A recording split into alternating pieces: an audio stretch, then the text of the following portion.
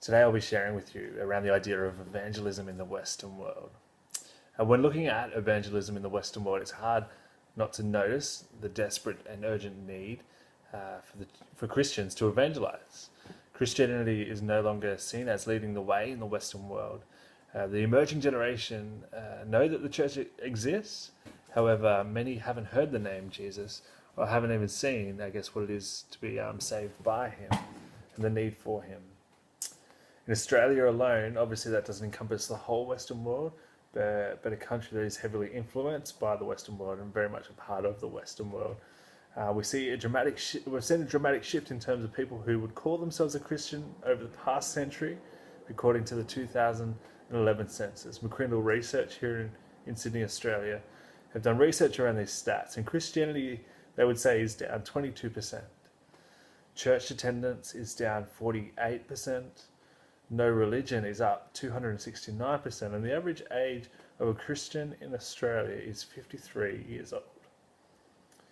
When looking at this idea of evangelism in the West and taking into consideration these statistics, which is a clear statement that the church isn't as healthy as it could be, and some could say that it's in decline, it's important to look at the idea of evangelism through both word and also through deed.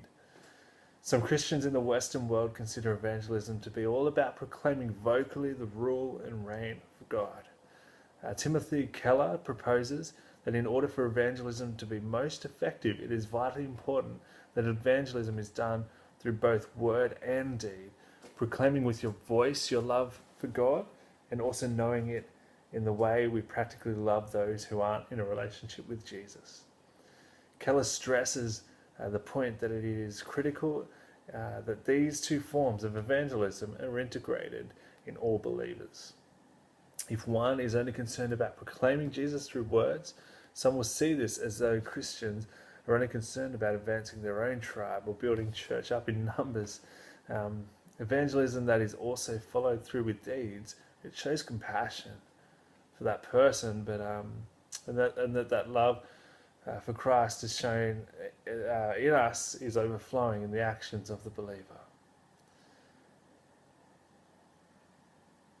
Keller talks about this story of a single mum, and you can kind of picture it. She's trying to keep up with the demands of motherhood all alone, and her son needs to get to soccer practice. However, because of the demands of her children, she isn't able to get him there. A Christian lady is a good friend with this mum, and instead of offering a practical support to the mother, she tries telling the mum all about these great kids programs at her church, that if only she added this one more kids activity into her life, she would make everything better. I think it's pretty clear to see that the best thing this mum needs is a friend to take her son to soccer practice. So good preaching through word, but what does it look like in deed? Evangelism in the West, it's got to take both word and deed. Sometimes the best evangelism can be through deeds of kindness, deeds with the intention to love lavishly, love without expecting anything in return.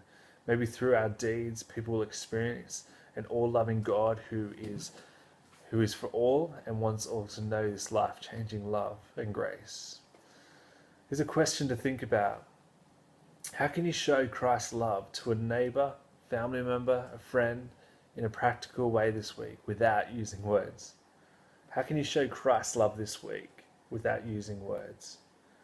When looking at evangelism in the West, it's also important to look at the idea that it takes generations. It's not just one generation who can see a country turn around or the Western world turn around for that. In terms of seeing people saved, but it takes the generations. Evangelism takes all generations. The emerging generation need the older generation to pass on the good news of Jesus Christ. Sure, God can use a young person to lead another young person to him.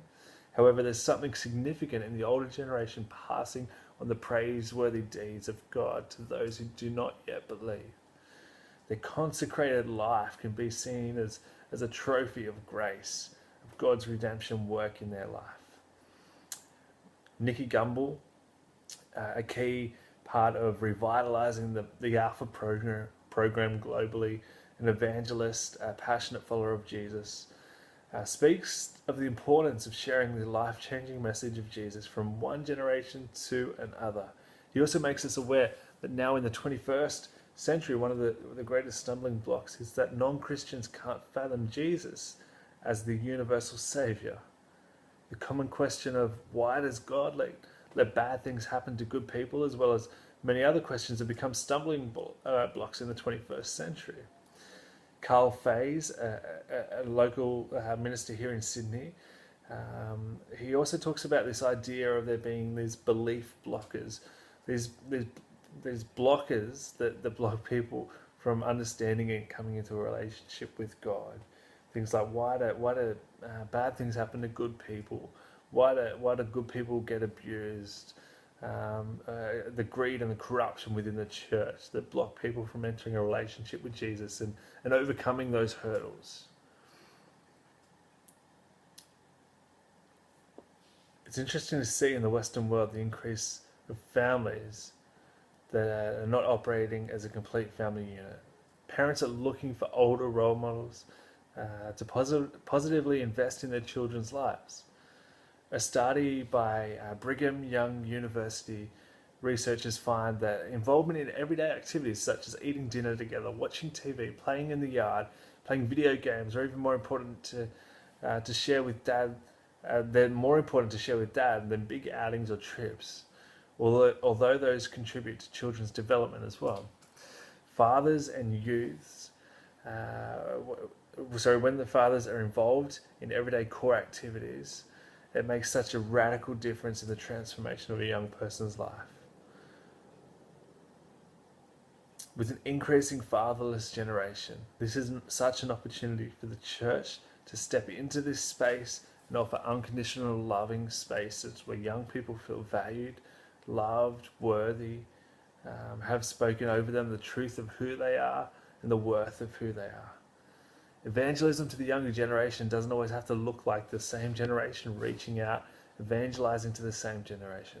The classic image of a youth pastor in tight skinny jeans and the latest haircut, reaching out to the young people in a relevant way, isn't always the most effective way of reaching the younger generation.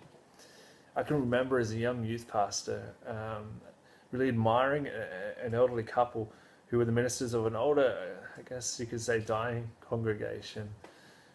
However, this older couple, but I guess by no means they looked like they would be able to relate to younger people, the younger generation. However, God used this elderly couple to lead over 20 young people into a transformative relationship with Jesus. And this is what they did. Through the parents connecting with their welfare service, they invited young people to a youth gathering on a Friday night. They asked the young people, if you were to come together every Friday night, what would you want to do? And how can you help us lead it? And how can we help you be the best young person in your school? They loved these kids unconditionally, like they're their own. They empowered them, believed in them. They continually prayed for them and with them. They would attend their school presentations when mum or dad were too drunk or hungover or uninterested in their life. They'd go to their sporting events. They'd go to their music presentations. They would encourage them with their musical skills, even when it was painful to their ears. They would cook them a healthy meal every Friday night. They would teach disciplines in a healthy way. They practically showed the love of Christ to these kids until one by one, each young person came into a vibrant relationship with Jesus. As we look at the need for evangelism in the West, I believe we can learn so much from this elderly couple.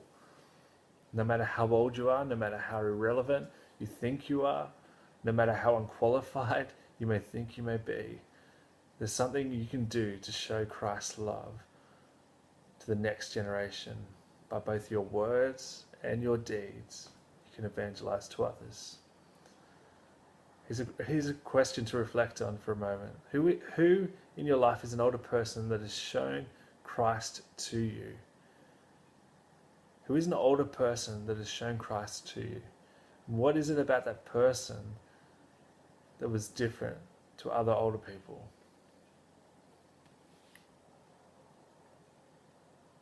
with more questions and stumbling blocks to this Western generation.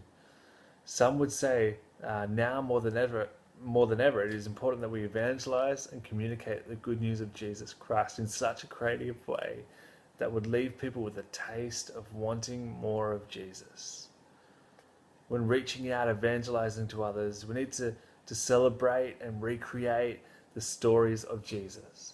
Christine Dillon, in her book Telling the Gospel Through Story, speaks about the importance of reaching out to those who don't yet know Jesus with the stories of the gospel. 2/3 of the Bible is considered to be story, Dillon proposes. And she also proposes that although non-believers may not be happy to believe in God yet, they are happy to listen to the stories of the Bible. And the sharing of these stories throughout the Bible, it leaves the non-believer in a place where they want to know the transformative story of Christ even more. Whilst the Western world have not always been effective in reaching non-believers with the good news of Jesus, we can see believers beginning to recognize this error, and a growing desire to become bolder in proclaiming the good news of Jesus Christ is growing. Through words and deeds from one generation to another, or even through the stories of Jesus in the Bible being creatively shared, it is vital for the Western church to continue to evangelize, to reach out. People in Western society are in need of the good news that is Jesus.